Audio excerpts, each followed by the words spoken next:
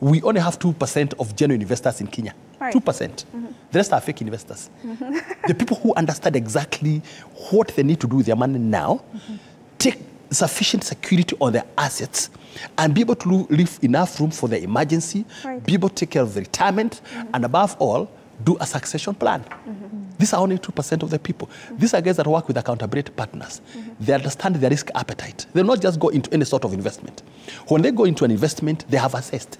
They have done their due diligence. That the moment they go, for example, into infrastructure bonds, they know what they want to achieve in that space of time. Right. Now coming to your question. As a country, I started by telling you that we are major spenders. Right. We are consumers. And that is the reason why you can see on average, even at a national level, we are spending about 8% of what we make. Right. Leaving no room for building cushion, leaving no room for investment.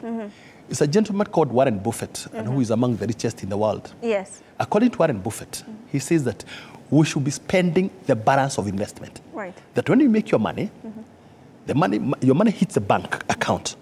You should first of all invest and then spend on the balance. Right. But what do you do ordinarily in Kenya? When we make our money, You spend. we spend first, and then if there will be anything left, which hardly is, Yes. we will invest. There are people who are at 60, there are people who are at 57, there are people who are at 65, and they have never put money aside. Everything they make, they consume. Everything they make, they consume. Shocks and surprises only come at the finish line.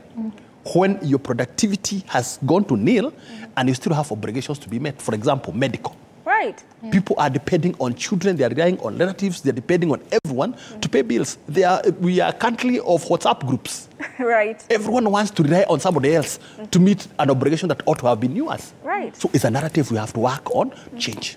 Right. People coming to see financial advisors will help them to understand at this particular stage, what do I need to do with my money to be able to make the best use and ensure that I'm also leaving room for emergency, I'm leaving room to take care of my contractual medium-term goals, and also taking care of my old age in terms of retirement investment. Right. Yes. Alfred, I'm sure you've left a lot of Kenyans with a lot of things that they should be thinking about right now. What type of spender are you? Are you a consumer? Do you invest? Do you just spend without thinking? And now I have to throw it at you, Engineer Nyambura. What type of spender are you? And of course, tell us, if you are an investor, what are some of the ways in which you've invested? All right. So I will say I am an investor, and I've started small. So I've set up my emergency funds, and I've set up for big expenditures. For example, skincare products. Right. It's an essential. Yes. It's an essential. But it's also very expensive. Right.